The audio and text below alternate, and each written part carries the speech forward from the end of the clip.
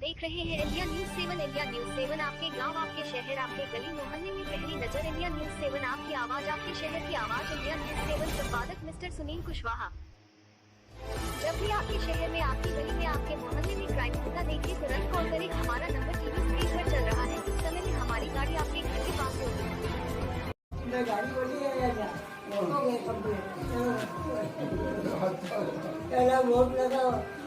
जय श्री राम। दोस्तों आज के इस वीडियो के अंदर हम बात करने वाले हैं संत सियाराम बाबा के बारे में। आज रविवार है और हर रविवार को हम एक खास वीडियो लेकर आते हैं और आज हम बात करेंगे संत सियाराम बाबा के जीवन के बारे में।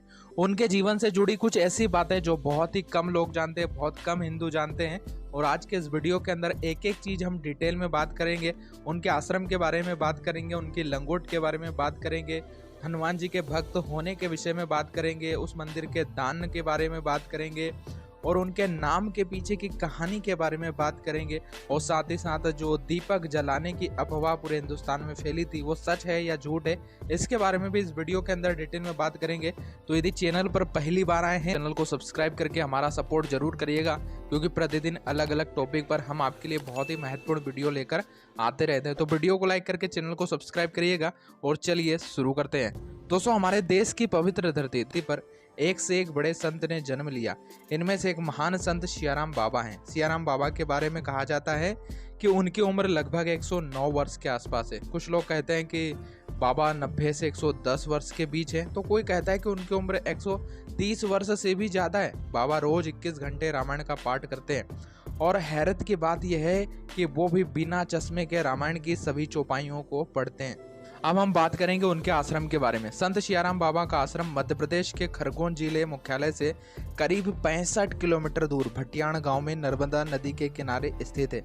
बाबा के दर्शन के लिए भक्त दूर दूर से आते हैं। यहाँ तक कि मध्य प्रदेश के अलावा बाबा के दर्शन करने महाराष्ट्र, गुजरात, राजस्थान समेत विदेशों से भी लोग आते हैं। दोस्तों, अगले टॉपिक है लंगोट। संत सियाराम बाबा आजीवन सिर्फ एक लंगोट में है। संत सियाराम बाबा के तन पर कपड़े के नाम पर सिर्फ एक लंगोट होती है। चाहे कड़ाके की ठंड हो, बारिश हो या भीषण गर्मी हो, बाबा लंगोट के अलावा और कुछ भी नहीं पहनते।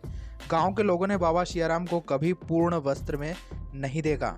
हनुमान जी के परम भक्त संत सियाराम बाबा जी हनुमान जी के परम भक्त हैं। नर्मदा नदी के किनारे हनुमान जी का एक छोटा सा मंदिर बनाया हुआ है, लेकिन कुछ विवाद के चलते उस मंदिर की दीवार को पूरी तरीके से ढक दिया गया। भक्त बताते हैं कि मंदिर की चारों दीवारें ढकने के बाद भी घंटियों की आवाज सुनाई देती है। भक्तजन बताते हैं कि बाबा महाराष्ट्र से नर्मदा किनारे आए हैं। दान, जैसा कि आप लोग जानते हैं कि भक्तजन मंदिरों में दान पुण्य बहुत अधिक करते हैं, लेकिन संत सियाराम बाबा के आश्रम में श्रद्धालुओं से सिर्फ 10 रुपए ही दान के रूप में लिए जाते हैं। अगर कोई ज्यादा दान देता है तो सेवक 10 रुपए लेकर बाकी पैसे वापस लौटा देता है। भक्तों के मुताबिक बाबा मंदिर और धर्मशालाओं के नाम पर करोड़ों रुपए दान भी कर चुके हैं। अभी उन्होंने करंट न्यूज में ही करोड़ों रुपए दान किए हैं, जो हम आपको न्यूज कटिंग लगा के दिखा रहे हैं। दोस्तों, एक अमेरिकन बाबा का भक्त था और जब वो मंदिर में आया तो उसने 500 रुपए दिए और बाबा ने उसे बाकी के पैसे लौटा दिए और सिर्फ 10 रुपए रखे। ये देखने के बाद वो काफी चौंक गया और बाबा का बहुत बड़ा भक्त बन गया। प्रतिदिन कई भक्त बाबा के दर्शन करने के लिए आते हैं और उनसे आशीर्वाद लेते हैं। और भक्तजन बताते हैं कि 1955 में बाबा जी इस गांव में आए थे। तभी से वह नर्मदा किनारे अपने छोटे से आश्रम में रहते हैं। संत सियाराम जी के दर्शन के लिए लाखों लोगों का तांता लगा रहता है।